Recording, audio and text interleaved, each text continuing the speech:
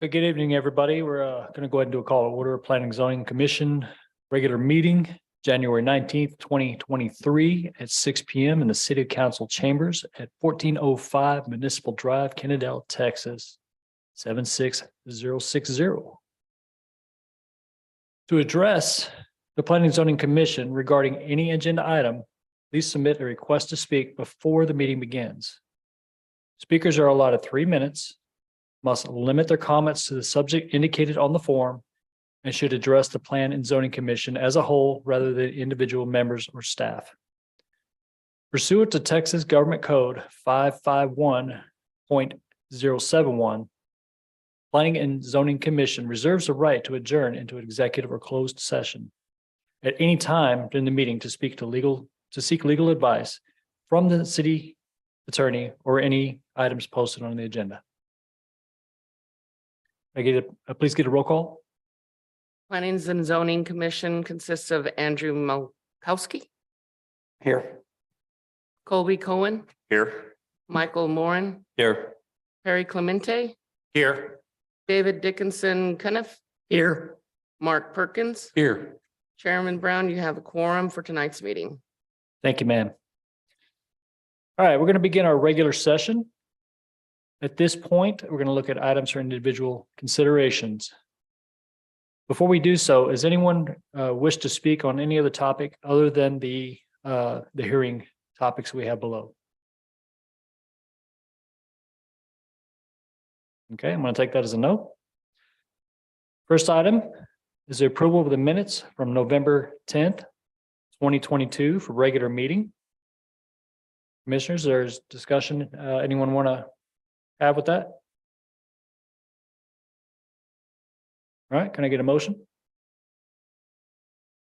Motion we approve. A second? I'll All right. second. All in favor? Aye. All right. Meeting numbers are, the meeting is, minutes are adopted unanimously. We're gonna head on into our public hearing. Case number PZ number 2301 is conduct a public hearing in consideration to consider and propose a zoning change request from mobile home to individual for approximately 0.61 acres being tract 2B18 of the W.H. Hudson Survey Abstract Number 716 located at 7100 Hudson Village Creek Road, City of Kennedale, Tarrant County, Texas. Staff, can I get a presentation? Yes, sir. The subject property again is approximately 0.61 acres and it contains an existing one-story metal building that is approximately 7,800 square feet. The property currently has 2 access points, a driveway on an existing driveway on Danny Drive, as well as a rear access 20-foot drive to Hudson Village Creek Road. The existing building is currently being used as the landowner's personal storage warehouse. As you can see, the property is surrounded by mobile homes to the north, to the west. It has a vacant lot to the south, an existing mechanic shop to the southeast, and a future warehouse development to the east. As you can see, the existing zoning for the site is mobile home, with mobile home zoning to the north, west, and south. As you can see, also it has the C2 where the future warehouse development, as well as the mechanic shop to the southeast. It's also R3 to the far west, and on the outskirts, there's some industrial zoning as well. The proposed land use is going to be manufacturing and light packaging and should not be considered an obnoxious use with the adjacent properties. The request to rezone the subject property to I-industrial will continue to develop the area in part with the proposed warehouse development to the east. The proposed zoning is compatible with the existing compatible with the surrounding uses. Per the comprehensive plan consistency, the 2012 comprehensive plan designates the subject property as neighborhood residential and light industrial on the future land use map. The proposed zoning is consistent with the comprehensive plan. It also meets the goals for the comprehensive plan land use, principle 2, economic prosperity. It creates job opportunities in Kennedale that stabilizes the local tax base and allows residents to work close to home. It also meets the city council end statements and goals. Businesses or uses are compatible with residential areas. In summary, the proposed development will require to meet landscaping and screening requirements per the UDC. The existing warehouse is considered non-conforming per the current UDC setback requirements for industrial zoning adjacent to residential. The developer intends to seek a variance reducing the setbacks if the zoning change request is approved.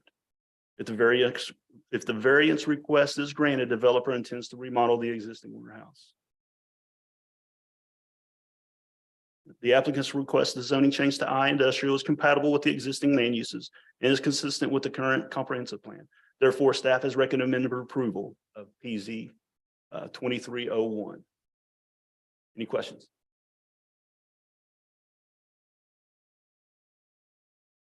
Also, the applicant is here to answer any other your questions as well.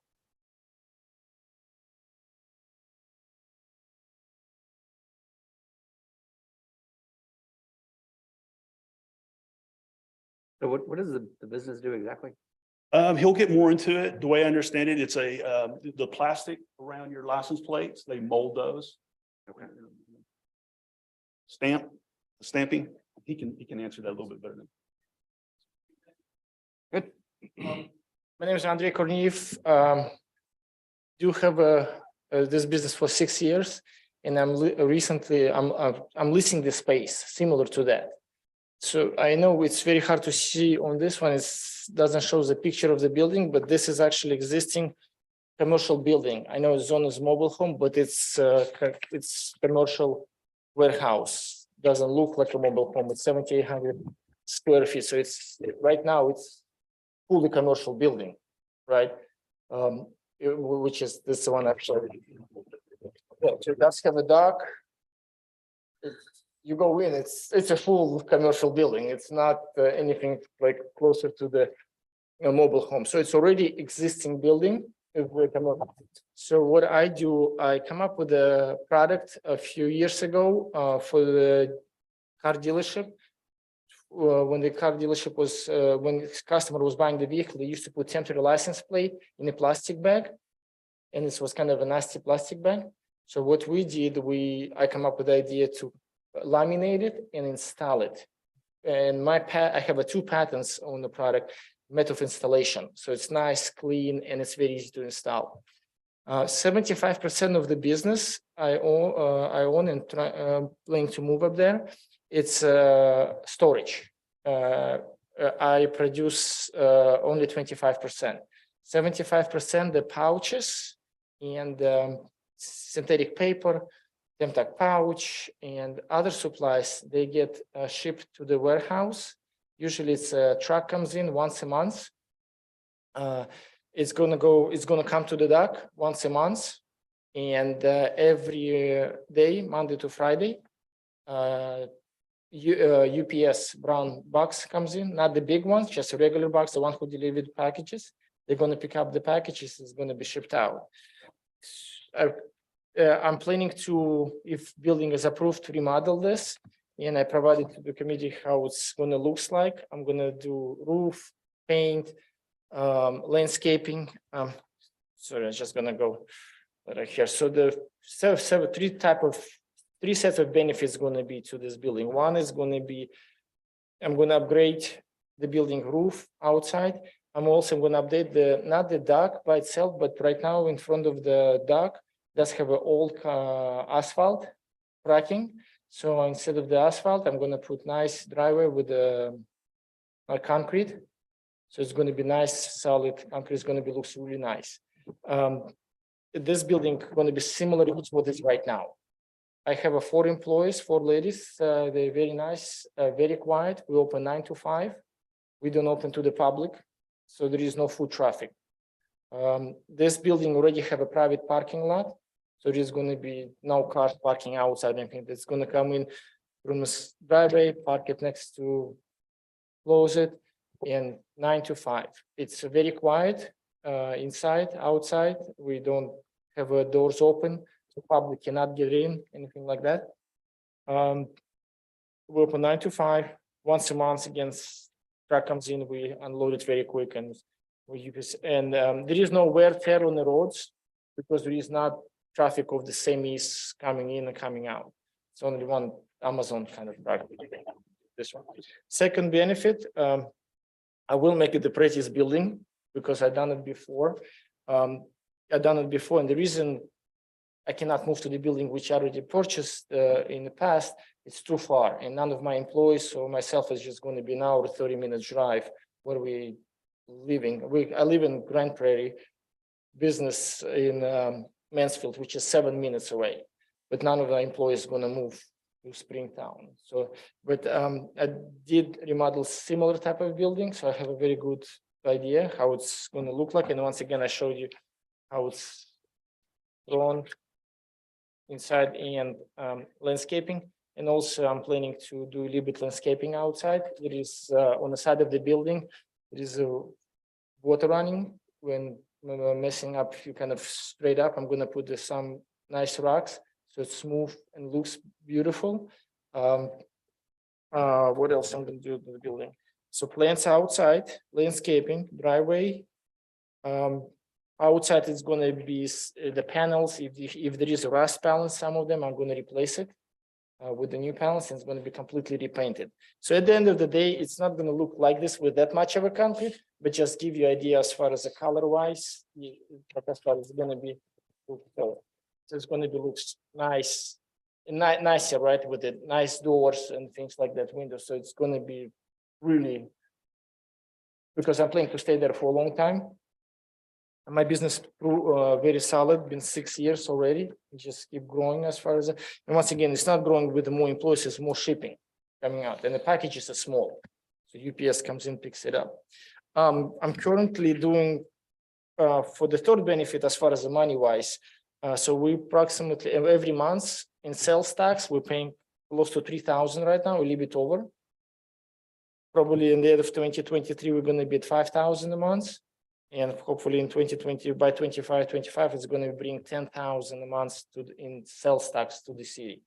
Right. Plus, of course, I don't know how the rest of the taxes goes, right? As far as from other than sales taxes, right? As far as the employment and things like that. I have 4 nice ladies. Hopefully at some point, if the building get approved, planning to also move next to it because I don't like to drive too far. And I have a baby and wife, and I would like to stay in that neighborhoods, even with double wide mobile home or get something close to it. I mean, we're not like we're too far, but still, it's going to be way easier to walk to than drive. You know, as far as that time concerned. I think this is kind of a summary. Please let me know if you have any questions. Oh, as far as, 75% is shipping and 25, we do make frames. I have 2 machines, which is stamp them. And I have a printer. They are, yes. So, but so they have 2 inject molding machines, very small, not really like a 300, it's a very small, lightweight, and very quiet. I'm having right now, I have a printer, commercial printer, things like that. And no, there is no smell, there is no hazard, I don't have any type of super high flammables, right? I don't have acetone, I don't have paints, anything like that. So there is no smell at all. And you guys more than welcome to come into the facility I'm currently have, which is 7 minutes away, and can take a look. I have a small office, 2 people in office, 2 people in a warehouse, and but there is no smell for sure because they're not. It's not high temperature. They just melt small pellets of the plastic and stamp it. So there is no high temperature there at all.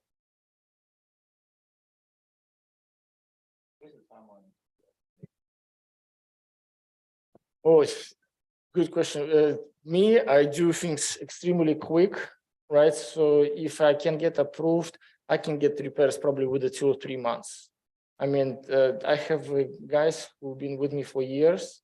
I've done a lot of remodelings, not only residential. I have also a little bit residential aspects, but as far as the commercial wise, I did very big projects. already contact Encore and asked them, the Encore said that's going to be the easy for them, because with Encore, they need to just only swap transformer, very easy. But I used to do way bigger than project than that. So if I get approved, I'll get this done with the 2-3 months. I mean, that's extremely quick. I already have a quotes from roofer, from the painter. I mean, you can ask me any question. I can give you the phone numbers and everything as far as the roofer guys inside, how they're gonna do it. Mr. Alexander, I brought so many different guys as far as electricians. I met with the fire marshal. I mean, it's for me, wouldn't brag, but I can do it in my sleep, you know, like everything already. And some of them, truth to be told, a lot of things I already ordered. And the reason I ordered it, not just because I'm trying to be positive, but because there's so many things in delay, right? Like a few electrical stuff, wiring panels in delay. So I'm already able to secure all the electrical in advance. In worst case scenario, I'll just sell it back, which is probably at a higher profit right now because people waiting for 4 months and I have it in stock. So there is not absolutely nothing stopping. I have a guy who's professionally, he'll get all the permits. We have a good crew. I have a guys who will help him with the small things to get the swing, but I would love to done it probably in 2 months or a month if it's approved, but I can do it extremely fast. Yes. And I can give you references on other projects you can compare it. So with the zoning change, are there any sort of design standards that need to be met with this renovation? We'll have to meet the landscape requirements adjacent to the mobile homes to the north. There'll be additional screening, some fencing. And also, I did talk to the few neighbors, and Barry, we talk about as far as what kind of a screening and everything. So, and the guy who's gentleman who's in charge of the general contractor, he very familiar what kind of screening needs to be done proper wise. So it's just he's very familiar with the codes, what kind of screening is going to be that. It's going to be definitely done by the highest level of the. So do you know what type of screening he's going to put in? Yeah, so so my have a feeling he's gonna put the fence instead of the wooden fence, so it's getting rotten. He probably gonna end up putting the panels like similar to those panels on similar to those panels. So it's gonna match interior of the building, and it's high enough, and it protects that. And I'm not even none of us planning to be on that side of the building because. There is a driveway from the from Hudson Village Drive. So we're going to come in from the Hudson next to the repair shop. So yeah, that's. All right, let's go ahead and move on to public hearing on this at this time. I'm going to open it up for any public speaking at 6:16 p.m. at this time. Do we have anybody that has not signed up that does wish to speak at this time?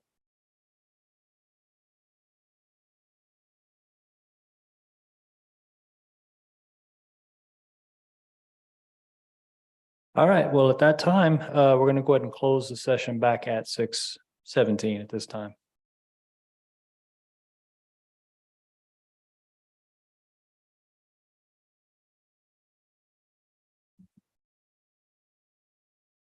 This time I'd like to ask the commission, we'll start over here. Andrew, did you have any further discussion or questions for the staff? For the No. applicant? Not at this time.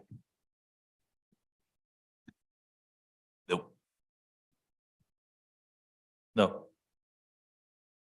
No further questions. No further questions? No questions. All right, well, thank you, gentlemen. All right, this time, can I get a motion for this?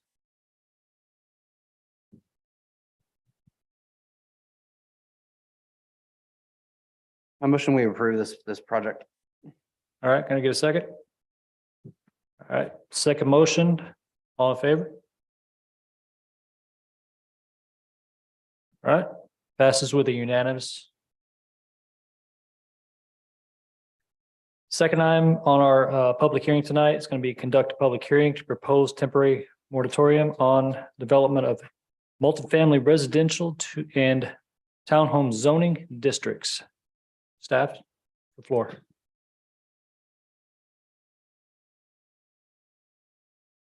Good evening, Commissioners. So in recent years, Kennedale has experienced substantial growth and development. This growth brings with it a new set of challenges that require greater demand on its resources, infrastructure, and city services. City Council has indicated their concern with projected growth and the demand that it brings. How does the city's current infrastructure hold up to new growth? What are the impacts to utilities, road conditions, traffic congestion, school capacity, and public safety? Is our comprehensive plan and unified development code structured in a way to best facilitate future development? So to help answer these questions, staff, we began working with our partners, Freeze and Nichols and Dunaway, to help analyze what capacity the city currently has and what capacity the city will need to support future development. So what we found is that the city's infrastructure would be adversely affected by new multifamily and townhome developments. As a result, staff is requesting the commission to consider a temporary moratorium on multifamily and townhome development projects for the next 120 days. The local government code allows cities to adopt a moratorium after proper notice and public hearing, this being one of them. A notice of public hearing was published in the Star Telegram on Friday, January 13th, 2023. Representatives from both Freeze and Nichols and Dunaway are here. They've joined us tonight to speak more on their findings. So first we'll have a presentation from Freeze and Nichols, and then following that, we'll have a presentation from Dunaway on the planning side. Thank you.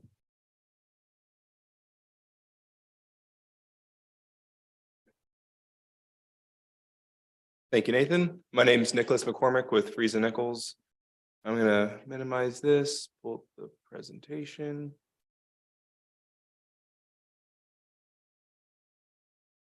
All right, so as Nathan mentioned, I'm here to speak on the city's infrastructure, more specifically the sanitary sewer infrastructure of the city. First slide here presents the existing wastewater infrastructure for the city of Kennedale. You're generally, most of your wastewater is conveyed to the city of Arlington system, with about 80% of it going to the, I can point here, the northwest corner to the Arlington Feather Beach system. A smaller portion going to the Arlington Key Branch system, and then an even smaller on the far northwest side of town, flowing into the city of Fort Worth. We took a look back at several studies that have been performed over the last 15 years, going back to the 2009 Arlington Wastewater Master Plan. There's a 2014 City of Kennedale Wastewater Master Plan. And in both of these studies, hydraulic capacity restrictions were determined to be an issue along the city of Arlington's infrastructure, as well as in the city of Kennedale's existing infrastructure.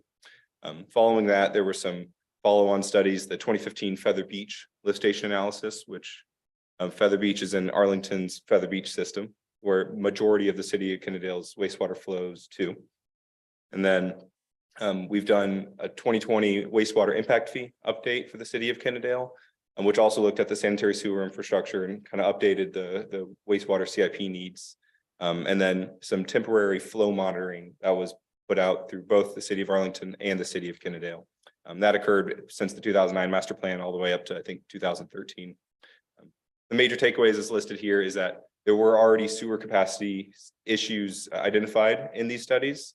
And we identified that there needs to be projects put in place to remove these restrictions.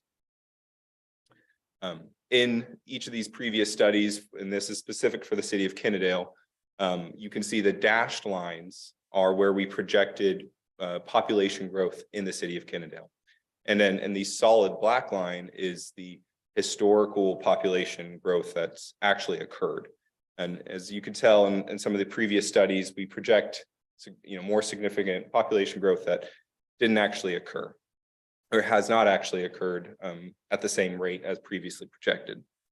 But if you look at some historical wastewater flow data that we received from the city of Arlington, you're able to see that the city of Kennedale in the top right, you can see there it averages since 2019, 2020, an average daily flow of about 0.66 MGD.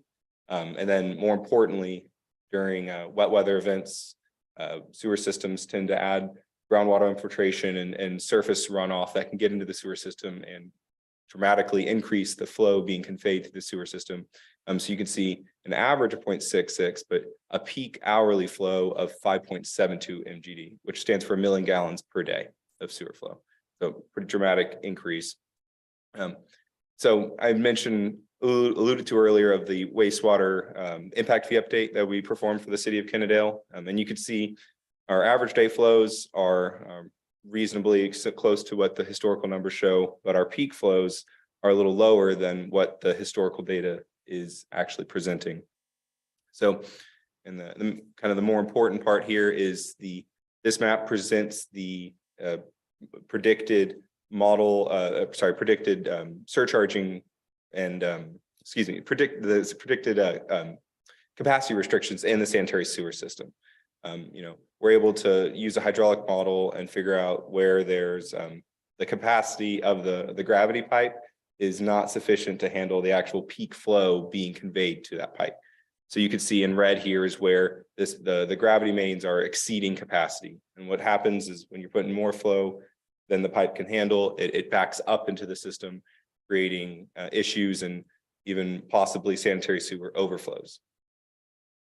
So this is the same view of that map before, but on a hydraulic profile aspect of it. So kind of looking at the side of the pipe, and you can see the red line is where what we call the hydraulic grade line, or basically the level of what that sanitary sewer would be at within the pipe. And you can see due to these capacity restrictions, it backs up and shows that there's a serious issue in the system.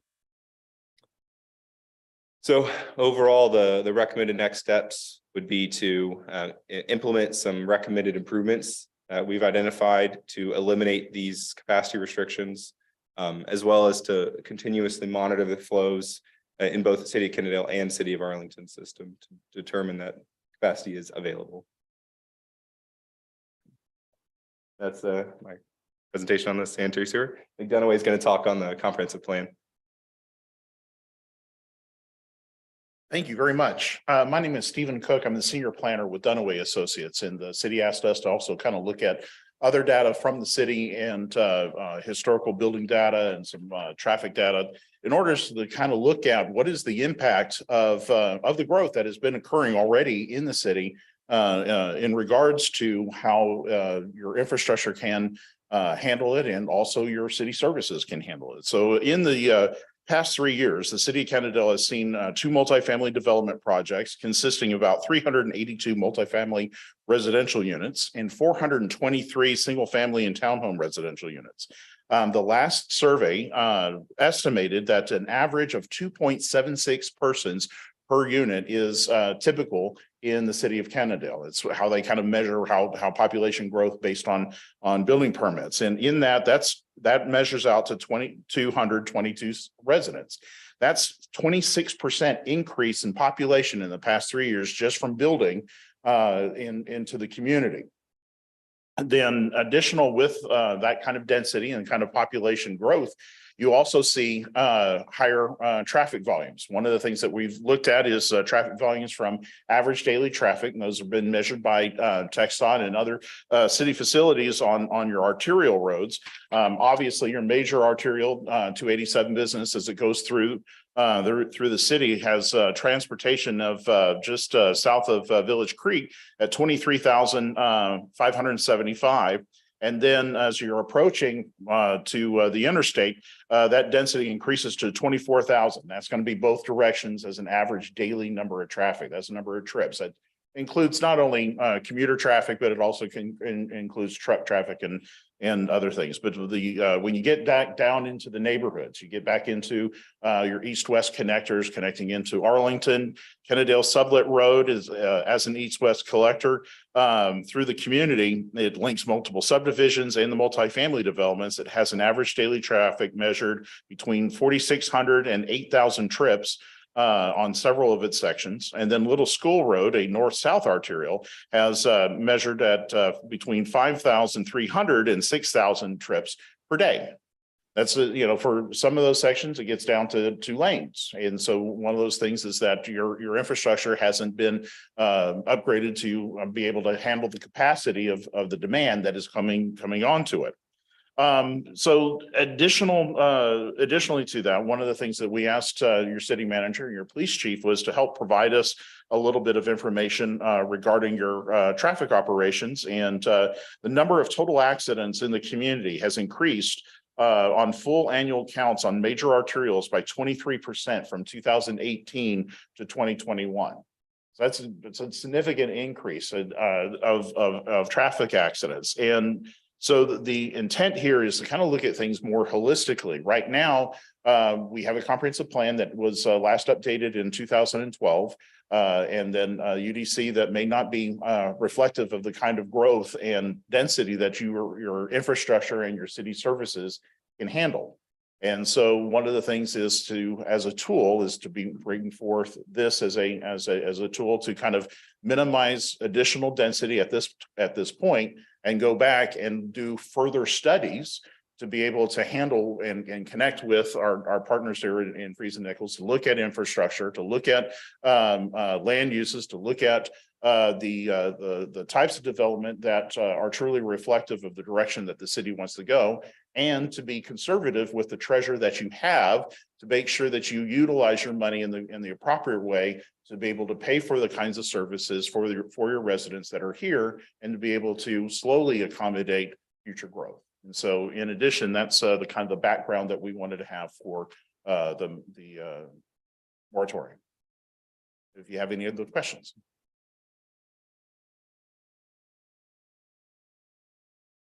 This time I'd like to go ahead and open it up for public hearing. Anybody that wishes to speak, this will be opening up at 6:30 p.m.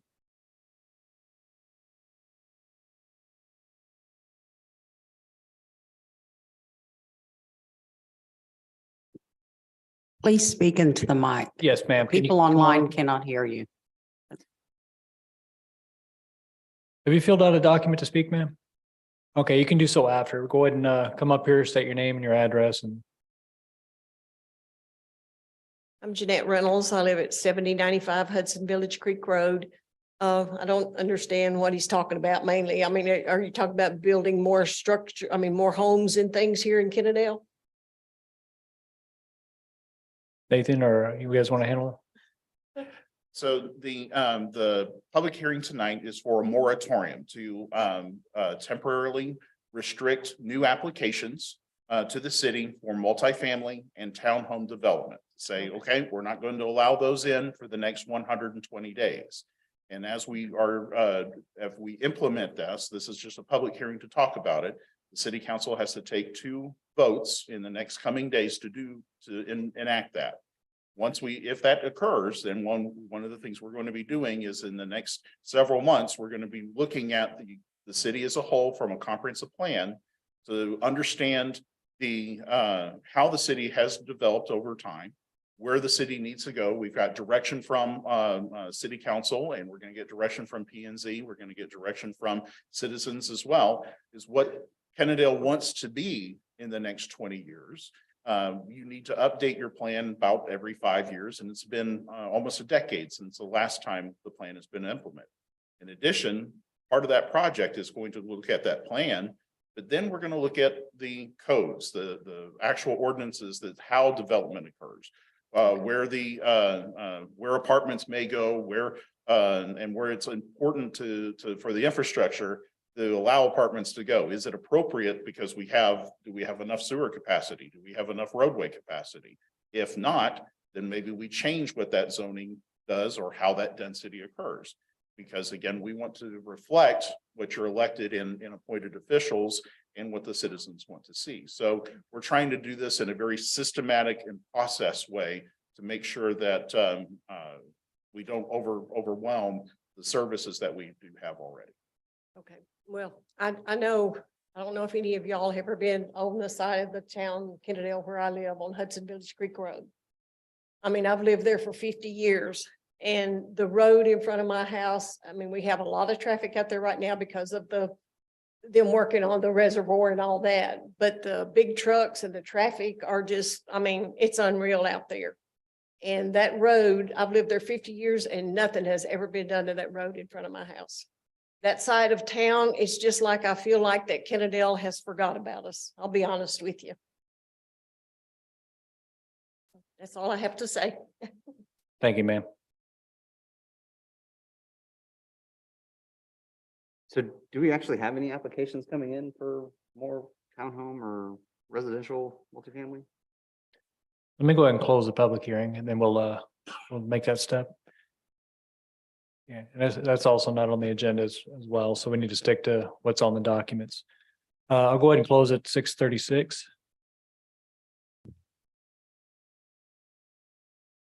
Now, if there's any further questions for the staff at this time from the Commissioner Board concerning the topic at hand, you can address that now. Sorry, Andrew. So question again, there are actually applications that are coming in for multifamily and townhomes. Thank you, Commissioner, for that question. We do have folks that have indicated or called the office here and there. Some have applied for zoning changes for residential development, but also townhome. We do have, I field a lot of phone calls, a lot of people kind of kicking the tires. So we do have some interest in people taking existing land out here that requires zoning change and going to perhaps multifamily. So does that answer your question? Yeah, so if the wastewater system is as bad as we're saying that it is, why is this only focused on multifamily in town?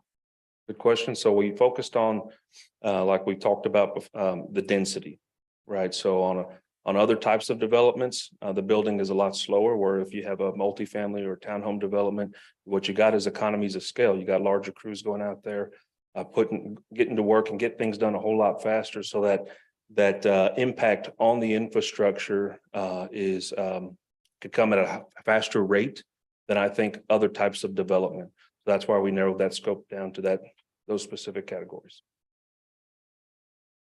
And so we're just talking about a 120-day ban that nothing new can break ground. So any current existing under construction that can continue.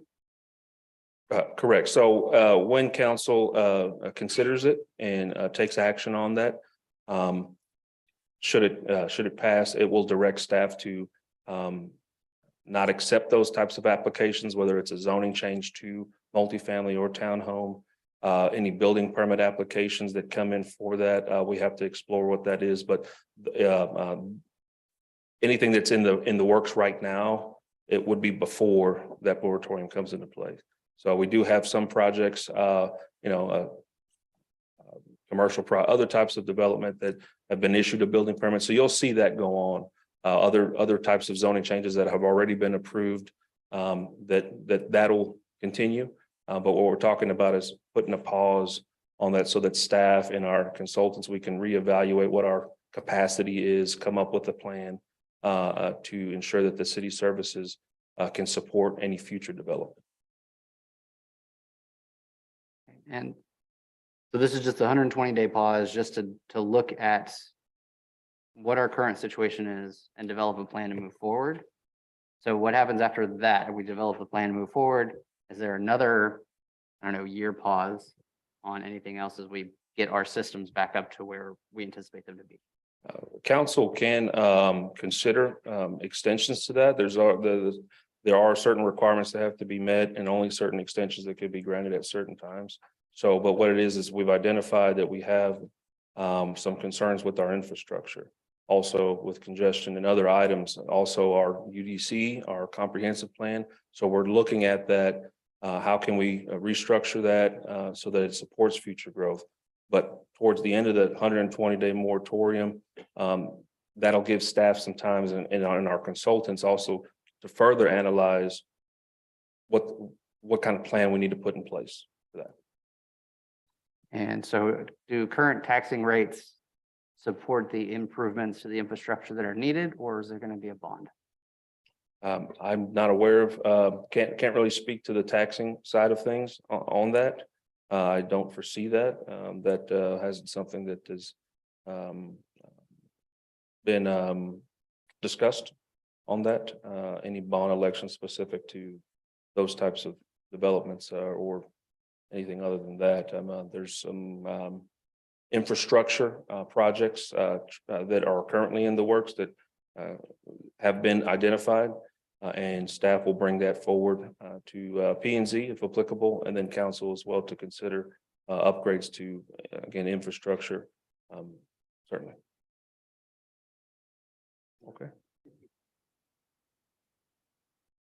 Happy to answer any other questions that the commission may have tonight. Any others to address?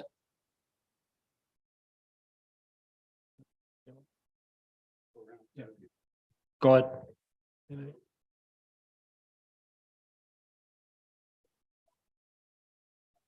Speak into the mic, please. If someone wants to rezone this from, say, commercial to agricultural, that's not on hold. It's only for the multifamily. Okay, Correct. that's all. Thank you.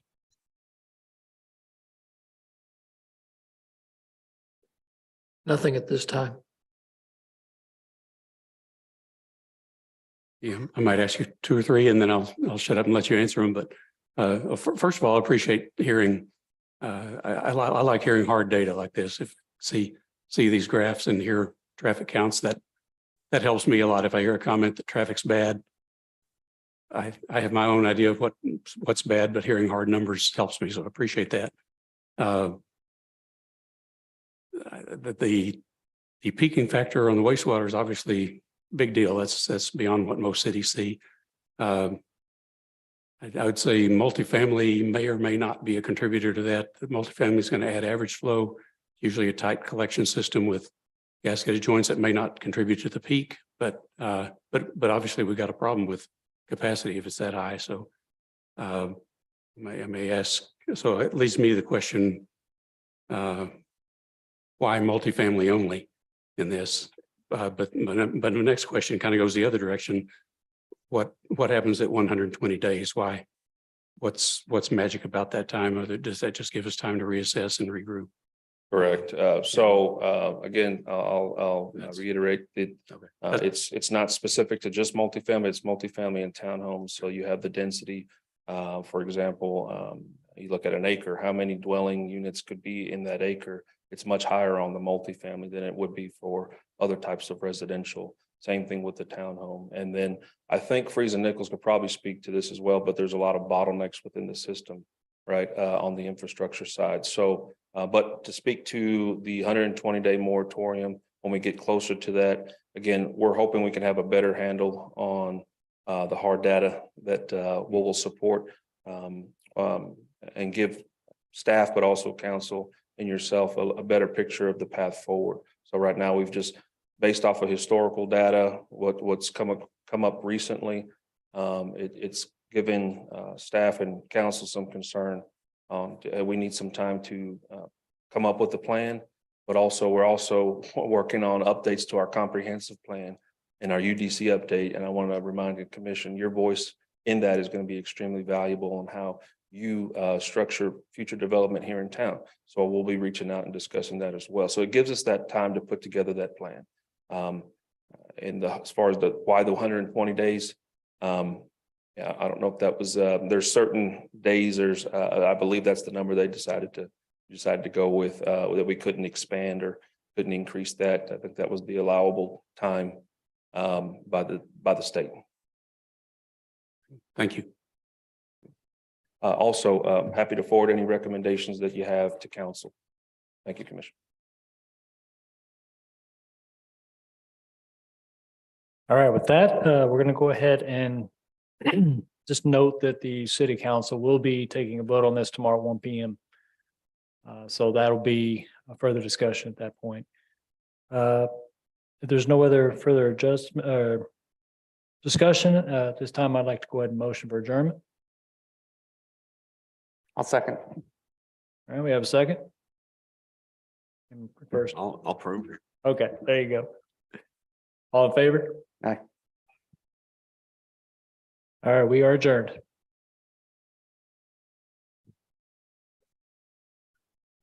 That was easy. Yeah.